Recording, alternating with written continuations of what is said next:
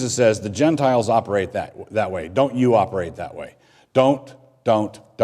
Matthew 20, 25, and 26. Godly authority is given to build up, not to tear down. 2 Corinthians 10:8. Nevertheless, godly authority remains recognizably authoritative, although it must be continually emphasized in this sinful world that this is an authority that must have a servant's heart and bleeding hands. A servant's heart and bleeding hands. In other words, authority speaks authoritatively, but it speaks authoritatively for the sake of the people being spoken to. It doesn't speak with authority for the sake of the one speaking authoritatively. So if you have, let me illustrate a little home illustration. If you have you have two fathers, right? And both fathers tell their son to cut up a cord of wood, split it, and stack it, all right? Two fathers do the same thing. One father's taking, the other father is giving. One father's taking, the other father's giving, even though they both did and said the same thing. One father is taking because what he's getting out of this is free wood.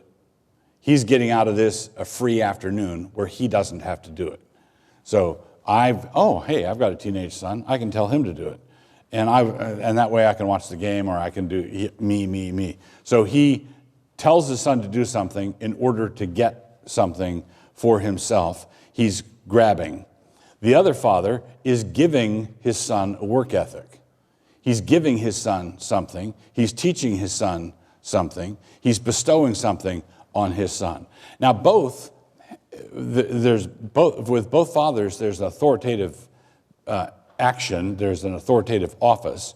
But one of the fathers, and only one of the fathers, is functioning with a biblical authority, the kind of moral authority that comes with someone who understands how authority is supposed to function. So authority is authoritative. Don't